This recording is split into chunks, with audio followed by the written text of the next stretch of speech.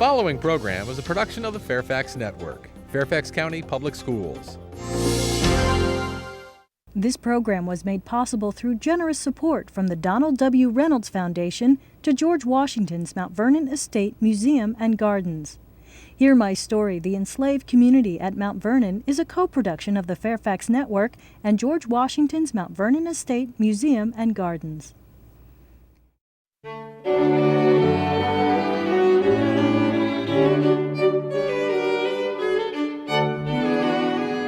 Please join me in welcoming our guest this evening. We join them in the year 1792. Billy Lee served as General Washington's manservant throughout the Revolutionary War and now oversees a shoemaker's shop in Mount Vernon. Oni Judd is a maid for Mrs. Washington. She travels extensively with Mrs. Washington, particularly to the presidential home in Philadelphia. Bob Hemmings is with us tonight. He has come here, journeyed to Mount Vernon to be with Mr. Jefferson as he calls on General Washington. And Caroline is a maid here at Mount Vernon and works directly for Mrs. Washington when she is here. Christopher Shields currently serves as the General Washington's manservant. I'm going to start with you, Billy. How close really are you to Mr. Washington? The general? The general, yes. And you're not his manservant right now. I understand Mr. Shields is. No, I brought up Christopher in that vocation at this time. However, the general and I, you could say we're as close as two legs walking around, you know? I've been with the general from the time, well, I was a young boy. We go to Philadelphia together. I laid out his uniform and when they was going to give him the commission to be the general. Did you travel with him during the war? Oh, yes, ma'am, I did. Like how many hours a day were you with him, for example? Well, madam, I'm a body servant. Well, I was a body servant. And as a body servant, you tend to his body every day, all day, madam. So you could say as I knows him just as well as his wife, Mrs. Washington, knows him. So you heard some of the conversations that went into forming the Constitution, for example. Oh, yes, ma'am. Yes, ma'am. I gave my point, too, as well. Oh, yes, I did. We want to hear about that in just a moment. Now, Oni, could you tell me, how often are you with Mrs. Washington, and how close are you to her? Oh, well, I'm kept underfoot. I've waited upon her. Caroline does tend to her mostly, but I've learned what it takes to wait to her. I'm also her needlewoman and a seamstress. You see, Mrs. Washington loves the Queen's nightcaps, and you've seen her in them, have you not? Well, it takes a lot to present her in that way, so I help in that regard, and I've traveled with her as well, first to New York, then to Philadelphia with the presidency. You feel like you know some of her innermost secrets? Oh, well, you can't help but know. If you are that close to someone, you do know them. You do know them quite well. Does she ever ask you advice on anything? Oh, I wouldn't say anything like that. But I'm around just as much as, the young ones that are to the home there, her young ones, her grandchildren. So just sometimes proximity will give you familiarity with someone. Nice. But you are quite aware of your place. All right. And Mr. Bob Hemmings, how close are you with Mr. Jefferson? Oh, well, Master Tom, I've served Master Tom as his personal valet, body servant, if you will.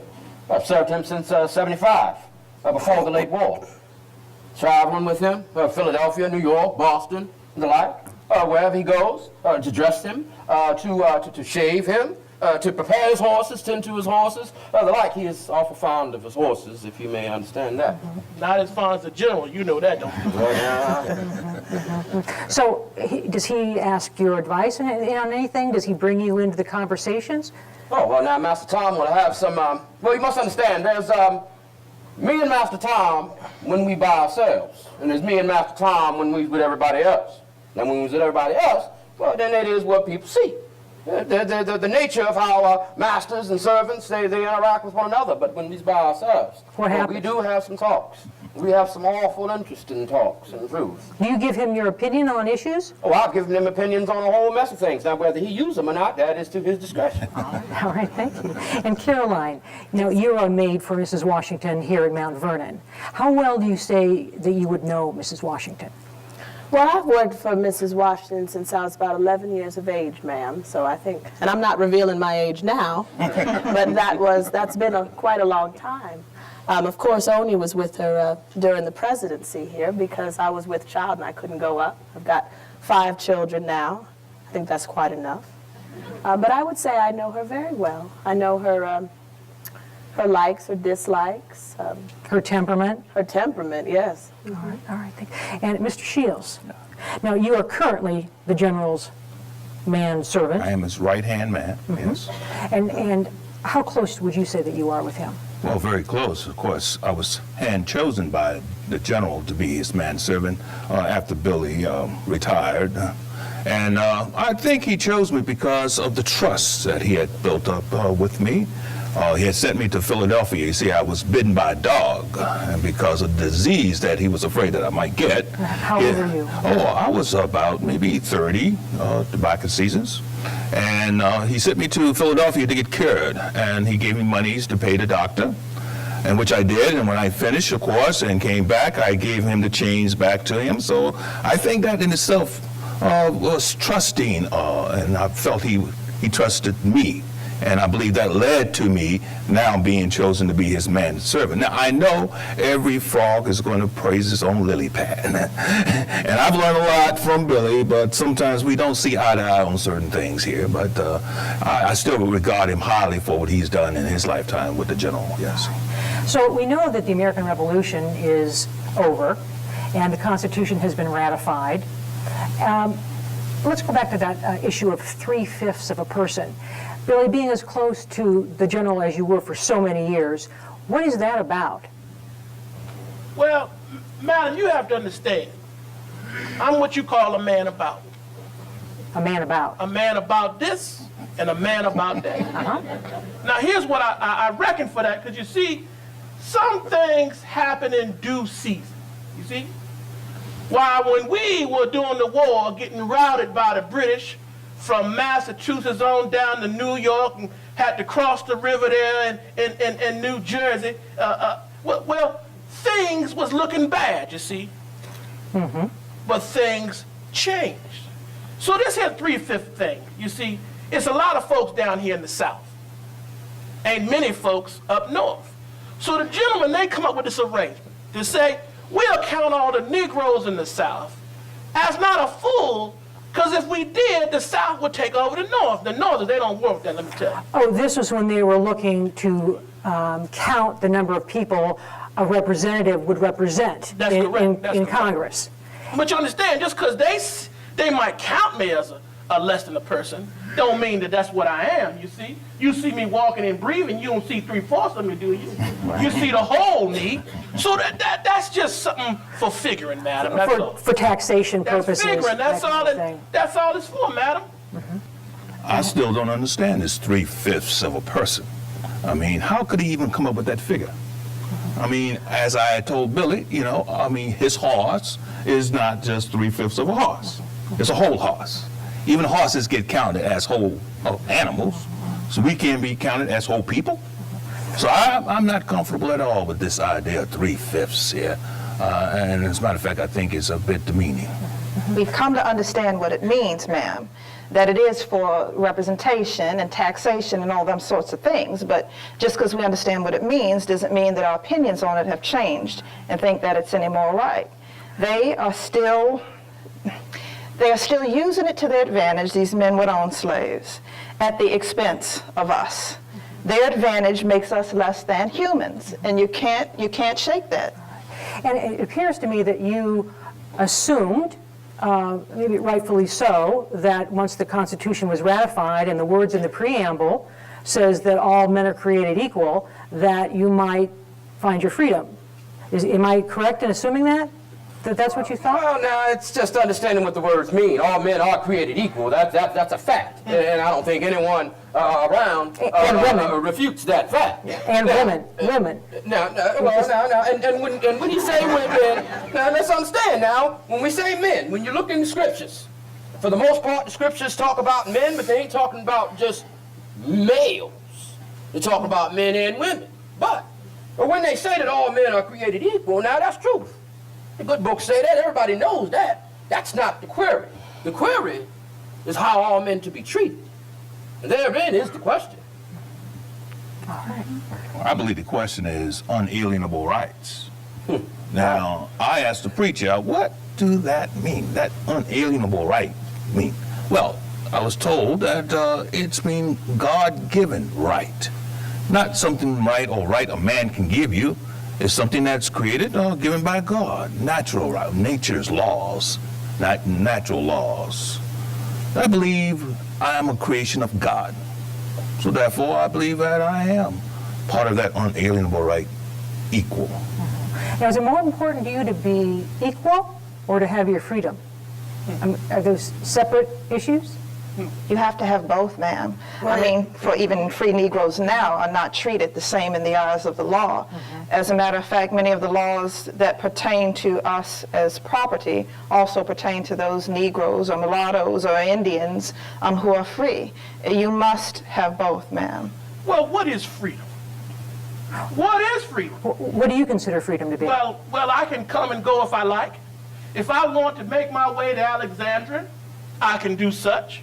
If I need a morsel to eat, I can do such. If I want to go out and talk to the trees, that's free to me. But when you nation building, which we did, we fought a war and we had to build a nation. Well, everybody in God's eyesight got 2 legs, 2 eyes. Everybody can't be equal. Well, Mr. Hemmings, what do you consider freedom to be? Well, freedom. And I agree with Billy, what Billy is saying, but freedom freedom begins with your reasoning, with your thought. It goes back to the whole age of enlightenment, of reasoning, of men understanding their place within the nature of all that's around them. So to be free is more at times than just merely being able to walk around and to do as you wish. But it begins with your ability to be able to think, to be able to acquire knowledge so that you can freely dispense and do among all of the things that you desire to do. You understand my meaning, do you not? Again, you have to understand and have knowledge and understand the things that have happened before you can understand where you are now, before you can understand what you are to do. I'd like to take this moment to introduce our audience. We have teachers and students who are joining us in the year 1792 from West Springfield High School locally, and Northwestern, and Bladensburg High School. And we'd like to take any questions that our audience may have for our guests, now or whenever you're ready. In the meantime, have any of you ran or tried to get your freedom? I thought about it. Of course, you always think about this, but you also think about the consequences. What's going to happen if you run? Where are you going to go? I mean, you can't go north. The slavery started up there. Can't go south. Slavery in great numbers down there. The west, well, Indians out there, you know. You don't know what they are, friendly or not friendly. They've been given even some ready money to turn in slaves that have run away. So you don't know who to trust. So, but it's something you always think about. You always keep in the back of your mind. I did think of it, yes. When I was about 17 years of age, there was a sloop of war, a British sloop of war that came here to the wharf. And it docked here, and I don't know if y'all know, but the British offered freedom to any Negro that escaped and went with them. And this ship came, and the captain was Captain Graves, I believe his name was. And about 16 slaves did run away on that ship that came here to Mount Vernon. And I was a lady's maid at the time, and I did give it some thought. But like you said, you don't know who to trust, because they might say they'll give you freedom and they could sell you off, you know, for their own personal gain. So I stayed I think it's better to stay with the people you know and the family you know. And Under your own vine and fig tree, as the general would say. You make freedom where you are. Do we have any questions in the audience? Yes. What's your name? Hello, my name is Nicole, and I'm from Northwestern High School. My question is for Mr. Billy Lee. To extend more on Kate's question, when did you first meet the general, and what it was like your daily procedure at his house? Well, I believe it go back to the mid of the 17s. The general, he purchased me from the Lee family down in Westmoreland, you see. And the general, he had just come back from being out in the frontier and was setting up his family and his household here, and he needed a good body servant. We Lees are cut from good stock, you see. And I was born to being a manservant. You need to know how to comb the hair back properly and cue it. You need to know how to deport yourself in a rather, in many places, you see. And I was a stout young fella. I could ride a horse, while no one could ride a horse in the whole of Virginia like me and the general. So he needed somebody who could keep up with him, and that was me. All right. We have another question? Hi, my name is Shelby. I'm from West Springfield High School. My question is to all of you for the fact that you all seem to have such great access to information. Do you share the news you get with Monticello and Mount Vernon? Thank you. If I will, you do share, but you don't share everything with everybody. Of course, in truth, if there was some sort of knowledge that I was to acquire, that there was some grand rebellion that was to be made, would I desire to pass that on to everyone? Or would I be the one to have to live day to day knowing that there are those who have died, who have been killed because of information that I've given you? So there are some things that you do say, but there's some things that I choose not to. I've heard it said that General Washington envied the ability of the black community to communicate quickly. Do you think that that's a good point? Well, absolutely. I mean, as he realized, a Negro is able to communicate. In fact, he said, what's in New York could be in Virginia the 4th night.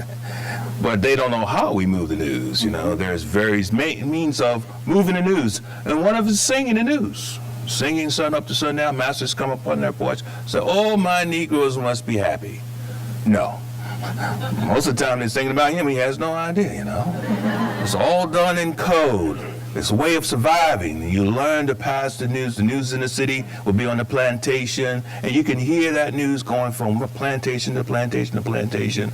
It used to be the drum. The drum used to be the way to communicate, but of course they figured that one out. But now the singing is allowed, so we use the singing to pass on the codes, the messages, the news that's in town. And you have to remember that we are places where most people, Negro or white, can't go. We are in the homes, not only in the homes, but at the dining room table of these folks, in the taverns, in the businesses, in the shops. If you go to market to purchase, you are likely purchasing from Negroes there, and even the ships. So we have the advantage of being in a place to hear this information that a lot of folks, Negro or otherwise, don't know. Only now you make it plain. We everywhere. You're right, Billy. We have another question. My name is Cody Thomas from Northwestern. To Bob Hemmings, you said you came to Mount Vernon with Thomas Jefferson. Some people say the general and Mr. Jefferson don't always agree. Did Mr. Jefferson tell you why he wants General Washington to take a second term? It seems that Master Tom wanted Washington, President, The General, to take another term. The new republic, for things to become more to the ideal on the principles that men have been talking about, the best way to have things happen that way is to continue the presidency under the general. He understood these principles. He understood all of the workings and the differings that are being established between those to the north and those to the south, greatly respected, perhaps more than any other man. I would agree. I see no other that would be more fitting to serve in a second term than President Washington. Well said, well said. Does that answer your question? Yeah. All right. Do you have any other questions? Okay, all right.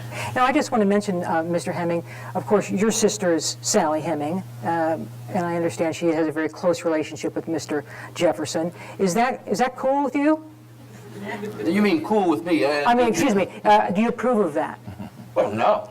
All right. Certainly not. And in truth, to be short, you think of, for ladies, for women, you have a brother. Does your brother approve of the man that you go to see? Perhaps not. I do not approve of Master Tom to be a suitable suitor to my sister. For where are they going to go where he will be able to take care of her as a proper suitor would be able to? So you and your sister are obviously very close to Mr. Jefferson.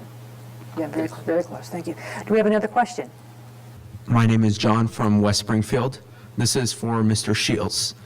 Mr. Shields, do you think that the president or the general would listen to the advice of Mr. Jefferson and run for a second term? John, I don't know. The general is quite tired. I mean, sometimes he's just barely is able to sit down in his chair. I'm there all the time, even at nighttime, to try to rub him down. I mean, he's been through wars. He's been through now a first term, and I think he would probably be persuaded by Mr. Jefferson, but I don't think it's a good thing for him. I think from his own body, you can just tell the way he moves now. He's not moving like he used to, and seemed to be able to get colds and other things happening to him that he used to overcome quickly.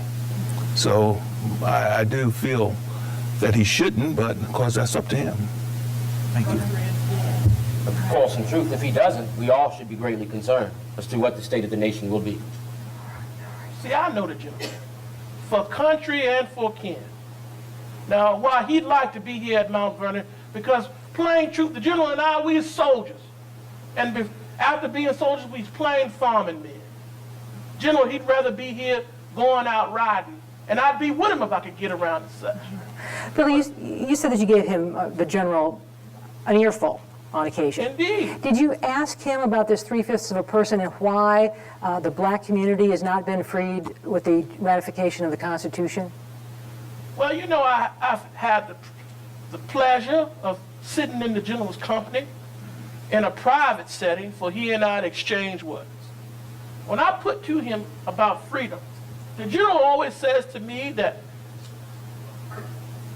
the country that we live in has to make it so that a private man can handle matters privately himself. A master needs to be able to free their slave, should they be so inclined to do so. You don't have to go and make everybody do what you want to do, but you need to have the road open so a private citizen can carry forth the business that they wish to carry forth. Now, as I said before, I don't get too caught up in you see me as a 3/4 of a person. As I'm a whole man, as I said before. But I do understand that we fought the British over something more than just taxes. We fought the British so that we could make our own minds in a way where no matter if you was the lowest of the low, with hard work and using your wit about you, you could be something. I believe in that, madam. I do believe in that. And I believe that what makes us special. Well, Oni, you mentioned you had 5 children. Caroline. Excuse me, Caroline, you had 5 children. I did. And do you think about, of course, your children and your grandchildren and your great-grandchildren? Have you talked with members in your community about what happens to them? Are they going to be slaves also? Enslaved members of that your community? Well, yes, I think a lot about that because to look in their eyes and know that someone else is going to tell them what to do with themselves for the rest of their life. They don't have I mean, you speak of making a nation where people can become who they want to become. Well, my children can't become who they want to become. Someone will tell them what to become. I was told to be a lady's maid. I don't even like sewing, you know, and I certainly don't, you know, but I hope that with these words that have been written down, they carry a great deal of meaning, and I hope that they'll be acted out in time. They say that these abolitionists down in Alexandria City, these Quakers, you know the Quakers, well, they say that in time, maybe even in 10 years' time, here in Virginia, we could see freedom, and I hope that that happens. You know, it's happening around the country.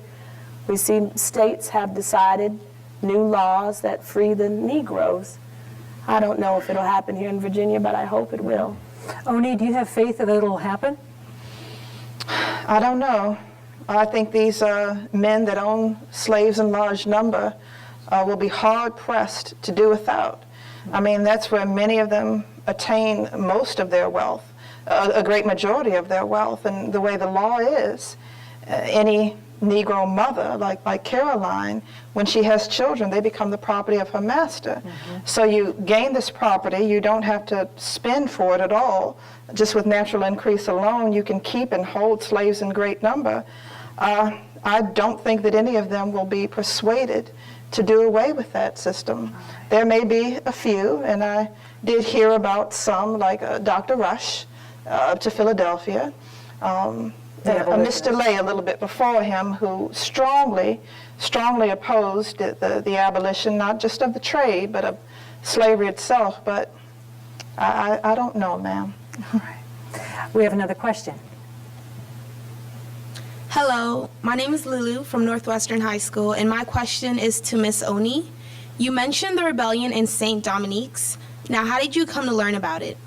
Oh, well, you hear about a lot of things being in the household that I am in. When you wait upon Mrs. Washington, wife of the president, you have people coming into the home at all times, and also being in New York and being to Philadelphia, and while we are out at Mount Vernon as well, you have access to papers from all over the country. And in papers, say in New York, you have stories from all over the world. And that's one way to hear about things. At market, like I said, most of the time when you go to market to purchase, you are purchasing from other Negroes. You hear things that way. And those folks that are bringing in goods not from market, but by way of transport on the water, that's where you hear a great deal, many things too. Carters will transport goods for their masters so they can bring goods back and forth, and when they're bringing goods, you can best believe they're bringing news. So there is much news that travels very quickly amongst all of us. Well, I heard about it right here in Virginia as well, because many people were escaping with their slaves from, many of the Frenchmen down in Saint Domingue were escaping, trying to get out of the conflict down there, and they brought their slaves here. And so we had some people that were French that came, and they spoke of where they came from and how they got here and what was going on down there. And being 1792 as it is, the French Revolution has just begun, and the revolution also in Haiti. So this year seems to be a very tumultuous year around the world. Freedom all around, madam. I believe the French want their Declaration of Independence. Just like we have our Declaration of Independence, I think the French want their Declaration of Independence. I think they deserve so. That's true. I mean, if it wasn't for the French, we would not have won the War of Independence. Indeed. So I think we owe them. We owe them not only for their support, but to even help them write their Declaration of Independence. But write it right. Yes, yes. And right the wrong. That's true. We have another question. Hello, my name is Fiji. I go to Northwestern High School. My question is for Miss Caroline. And you said that Miss Washington would not be too happy if General Washington took a second term. Do you know her very well, and does she often share her thoughts and feelings with you? Well, yes. I'm in her room. I get in her room about 5 in the morning or so as the sun is rising, and I spend my whole day with her for the most part. And so, yes, I know what she's thinking, and I can tell when she's upset as well, because what happens is she often becomes ill when she gets upset, and she's not been feeling very well these days with the general thinking about taking a new term. Because as a wife, you know, being in the first lady of the new United States, I think she got worn out because almost every night they had an occasion, and she had to be dressed and ready to go and meet all these dignitaries and constantly taking visitors and having dinners, and she just wants her husband to herself. You know, I don't think they've had a meal alone since he became president, and she wants to have time here at Mount Vernon with her husband and her grandchildren. All right.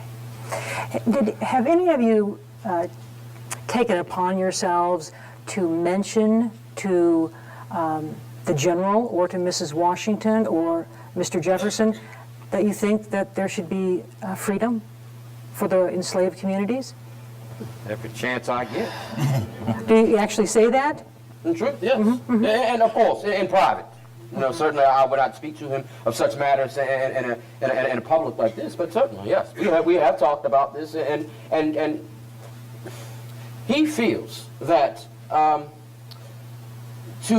have all Negroes free would be a grand idea, but that would also require a grand scheme.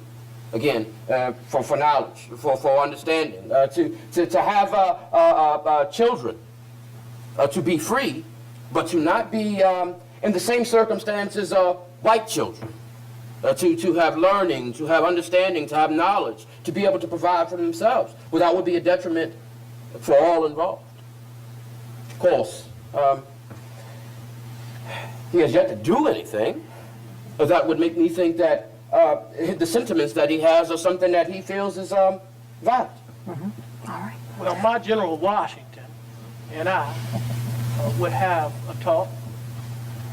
General never said much to me about freeing slaves or the Negro, but I saw in his eye when you got a musket ball whizzing past your ear, and you seen them boys from Rhode Island, Negro soldiers marching in the snow. When you serve with a man, you get to eat with him and lie with him, you know him. And when you know him, ain't no way you can keep him underfoot.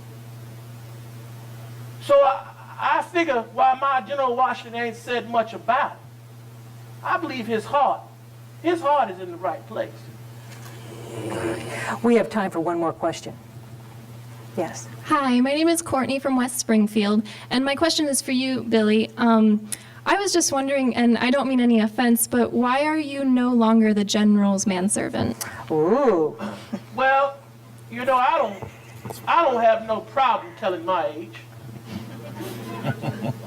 I've seen a lot. I'm past 40 tobacco seasons, you see.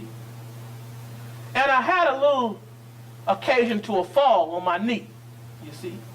And it don't work so fine as it used to work. So you can't get upon a horse and ride. If you're a waiting man, most of your job is standing around and waiting. So you can't stand around like it's such. So Christopher there, he's able-bodied, ain't he? He knows how to dress a man and ride a horse. And I take the collar of my shoes, but every time somebody come to Mount Vernon, they come to see old Billy. Don't care who it is. Well, except Mr. Jefferson, yeah. Do we know why? So Billy, you have a tremendous amount of status. Well, one could say status, man, but what it is for me is that I rode with the general. I've been in the war. I done seen near every part of this country. But when dignitaries come, they come to see you specifically. Well, indeed, because I know the stories. I know the stories about when we was there at Mama's. I know what happened in New York. I know what happened in Cambridge when we first set up shop there. You know, he ride through and take them boys from New England and them boys from Virginia I knows all that. Well, I was even there when General sat down and penned a letter to the young poet Phyllis Wheatley. I was there. That's why they come to see me, because I know the stories. So, Christopher, taking Billy's place, you really can't take his place. You're doing his position. Well, how's that for you? as I said, every frog is going to praise his own lily pad. I think I'm doing a right fine job for the general. Indeed you are. And Billy has taught me many ways of doing things a little bit easier than I probably would have done before. So I have a lot of respect for Billy. And I've seen the general change when he came from the war. Changed man. And I'm with Billy on this. When you see men fighting upon the battlefield, black, white, Indian, dying and shedding their blood, when you come back from war, I guess color really doesn't really matter. I believe is what's in your heart. Soldiers fighting beside one another, they don't care what color you are. You want to make sure you win the war, or win the battle. And I believe that this battle, even with slavery, I think he's going to make some kind of statement. I don't know what it is, but I believe he's going to make some kind of statement about this slavery. Well, I think it's time to go to the year 2011. So I want to thank, please stay seated, everybody, but I'd like to thank Billy Lee for being here. Oni J. Bob Hennings, Mr. Jefferson's manservant. Caroline, Mrs. Washington's handmaid. And Christopher Shields, General Washington's manservant. And the 2011 version of our actor-interpreters is, I would like to give you them. Billy Lee is known this year by Larry Earl, the actor-interpreter. Bob is Richard Josie. Thank you. Oni is Hope Smith. Caroline is Azania Dungy. Thank you. And Christopher is James Ingram. Now that we've come back to this year, could you tell us what happened to your characters? Billy, what happened? What happened to Billy? Lee continues out serving as the sort of shoot and boo maker here at Mount Vernon. And in General Washington's will, his last will and testament when he died, Billy is the only slave that he frees immediately upon his death, and provides for him a pension, so to speak, and says that he can live out the rest of his life here at Mount Vernon or wherever he shall wish to go. But he continues on here at Mount Vernon. And could you tell us, Hope, what happened to Oni? Well, Oni, going back and forth with the Washingtons during their time in New York and Philadelphia, becomes aware that if you stay in Philadelphia for 6 months, you become free. And Washington begins to send slaves out of Philadelphia at about the 5 months mark. So before they take the voyage to return to Virginia for the last time, at the end of Washington's second term, she escapes. And we don't know how she did it, which goes to show how successful it was, because you wouldn't know the details of it, but ends up in New Hampshire, marries a man named John Harris. They have 2 children, and that's how she gets her freedom. Did the Washington family pursue you? Relentlessly. Relentlessly, they did. There were schemes to kidnap her. There was even overtures that if you return, that you'll eventually get your freedom, that Washington planned to free his slaves at his wife's death. But she didn't want to wait. She wanted her freedom when she wanted her freedom. And Richard, what happened with Bob Hemmings? 2 years after this time frame, Bob Hemmings is a free man. And what's happening is, as Jefferson's going back up north, to serve, under Washington, Bob doesn't stay. Bob decides to come back, probably because his wife Dolly is here, and in Virginia, and Bob starts to hire himself out as a servant for other people. He works for other people, meriting wages, saving those wages, and he has a gentleman that he comes across who actually pays Jefferson for Bob to purchase Bob, and then Bob pays that man and acquires his freedom. So on December 24th, 1794, Bob has his manumission papers. To Christmas Eve, he becomes a free man. All right. Azania, what happened to Caroline? Well, Caroline is not owned by General Washington. She's owned by the dowry, the estate of the Custis's, who is Mrs. Washington's first husband. So she's not a part of the slaves that would be freed upon Mrs. Washington or General Washington's death. So she, along with all the other slaves like herself and her children, are split amongst Mrs. Washington's grandchildren. She eventually trades the freedom of one of her grandsons for giving a story to a writer of General Washington's death. Mrs. Washington's grandson gives Caroline's grandson his freedom because she told the story of General Washington's death for a writer, but she herself never attains freedom. And one of her grandchildren. One of her, yes. All right, thank you. And James, what happened with Christopher? Well, Christopher is in the same situation as Caroline. He's not owned by General Washington, but by the dowry. And so he doesn't see freedom. In fact, he's there at the deathbed of General Washington. When he dies, he stands. And as a matter of fact, the general asks Christopher to sit down, because he was standing so long there. But he sees his death. But he will not see freedom. And he's not married. He had a young lady that he wanted to marry, but the Washingtons did not approve of this young lady because she spoke of running away. And so, unfortunately, he will not see freedom. All right. We're almost out of time, but can you just give us an idea of what's it like to portray a person in an enslaved community? It's an honor. It looks like you really enjoy. Well, it's an honor because you're giving a voice to the people that did not have a necessary voice in society. You're giving them a face, a voice, and we do all we can to try to honor these people by not only researching their lives, but also making sure that whatever we do it with very, very much caution, because we want to make sure that it is an honor and it's not a dishonor. Yes. Well, thank you very much for being here. Thank you.